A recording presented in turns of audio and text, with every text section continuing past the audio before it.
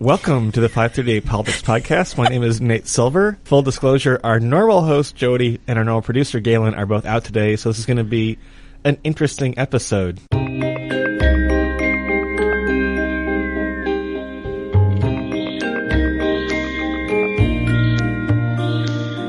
Welcome to the 538 Politics Podcast. My name is Micah Cohen. First up, full disclosure, our normal host, Jody, and our normal producer, Galen, are both out today.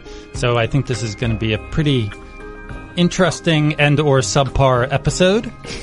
Second. Interesting is the word. Okay. That's a term that my partner uses when some food tastes like crap. He's like, oh, this is interesting. That's so polite and Midwestern of it. Yeah, that is. Second, before we introduce the normal gang and those voices you just heard, I wanted to congratulate perhaps the greatest team in NFL history. Oh, my God. And their wonderful, patient fans, the Philadelphia Eagles, who won the Super Bowl last night. Any Super Bowl reactions, guys? I watched the second half. And there you have That's it. my reaction. If you knew about the election last year, there was that 1% of Americans who liked both Hillary Clinton and Donald Trump. I'm that way with the Eagles and the Patriots. I actually kind of like both teams. I'm not really sure why, but I was going to be happy either way. Philadelphia and Boston are basically the same city. No, Philadelphia is better than Boston. Way better. Okay, so let's do the official introductions now. Nate, you just did a lot of talking. People know who you are. Okay. Woo! Claire Malone. Hi. Thank you. I'm a senior politics writer at 538.com. Jody normally gives the titles. Yeah, but whatever. And another senior politics writer, Harry Anton. Harry, welcome. I want to point out that even though the Eagles won, the highest rating in any market was actually in Buffalo. More people tuned in, more households tuned in that city than Not much any else other. to do in Buffalo. Stare at the snow and the Shots TV. fired. Jeez. Buffalo, by the Cleveland way, won to talk. the only two cursed sports cities anymore, because Philadelphia, the Eagles won, the Cubs won, the Royals won, right? It's Cleveland. Buffalo. Cleveland, the Cavaliers won. Yeah, it's not Cleveland. I mean, So the Indians Browns. almost won. The Cavaliers did win. So it's only Buffalo and Washington. But no one really cares about Washington. And Toronto, which no one also cares about. So only Buffalo really is the only sympathetic. So Buffalo. Washington and Toronto, as in the District of Columbia, which won a Super Bowl, back Yeah, in but 91, 92, and yeah, Toronto, but which won a World Series right around Caps, the same time. Man, if you're not a hockey guy, the Caps have been pretty cursed, and the Nats have been pretty cursed. I mean, Washington D.C. is actually pretty cursed. I don't buy And that at all. But this is, if you guys were being more objective, if you looked at the data, no, they would be considered cursed, except no one likes D.C., so therefore no one really cares. Well, that's a factor. How much Yeah. people care. If Philadelphia is a lovable, important city, basically the same as Boston. but more likable and pleasant. Less snow. All right, before we get to the actual show today, we have some news. Some unpleasant news, in fact. Harry, I'm going to turn it over to you. So, folks, this is difficult already. I don't think I'm going to get through it. This is going to be the last time that I'm going to be appearing on this program as a regular member of the podcast crew. That is because today is my final day at 538. There will be news about where my next adventure takes me eventually, but I just wanted to say thank you for listening and putting up with this very nasally voice. I will say that each of these people who are sitting around me and Jody, who's not actually sitting around me, I get along great with all of them. And that is the hardest part of all of this, is saying goodbye to all of these people who I care so deeply about and I hope in turn care about me.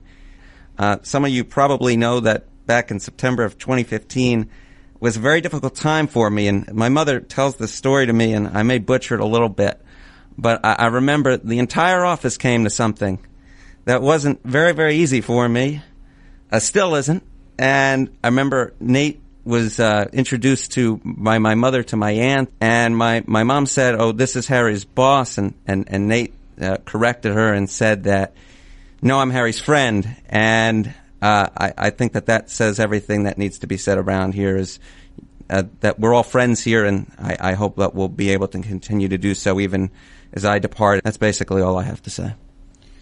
Well, Harry. it's not goodbye, Harry. It's bon voyage. I just want to point out, Harry helped build this site into what it is today. It would not be what it is today without Harry. He is on to very exciting things. which we'll have more detail on Tuesday, and we're all going to keep in touch. So thank you, Harry. Thank you. I think actually we're going to have a special guest call in here in a second. Are you there, God? It's me, Margaret. This is me. I'm in a cabin in Montana. Am I live on the pre-taped podcast? Are you prospecting for gold? All the gold's gone. But there's plenty of snow. Oh, I'm jealous. I am Yeah. so jealous. Jody, are you going to FedEx some back for me? Put it on ice. I'll put some snow in my bag for you, Harry. Look, I'll let you get on with the show, and I did want to call in even though I'm on vacation and just send my regards to Harry. And I just want to say, and this is a slightly earnest thing for me, which is tough, as you know. But I'm going to miss Harry a lot on the podcast, but I'm mostly going to miss him just around the office. Harry is, Here. as I'm sure listeners can imagine, a very unique coworker, and I think the sort of day-to-day life at 538 is going to be different. In addition to our podcast, and I don't know if listeners caught that last week. I did not use the WizKid intro, but this feels like it's probably way past due. But this feels like a very good time to retire the WizKid moniker. So Harry, carry on, and thanks for everything, man. Thanks, Jody. All right, guys, have a great show. Okay, now to the real business of the show, our first segment. First up, does the Nunes memo matter? That's our big question Nunes? here. Nunes? Nunez? No, it's not. It's not, Nunes? it's not No, no, Spanish. no, The notorious Mr. N. It's not Spanish. So after a lot of build-up, the so-called Nunes memo came out on Friday. This is named for the chairman of the House Intel Committee, Devin Nunes. Trump supporters kind of framed it as vindicating Trump and showing that the investigation into whether his campaign colluded with Russia during the 2016 election or whether there was obstruction of justice was a partisan, quote, witch hunt. Most non-Trump loyal observers called the whole thing a nothing burger and painted the memo as an effort to undermine confidence in special counsel Robert Mueller and the FBI. Mueller, jeez. Nunes Mueller. Okay, so what was all this about? What does the memo show? And is this smoke? Is it fire? Do we care?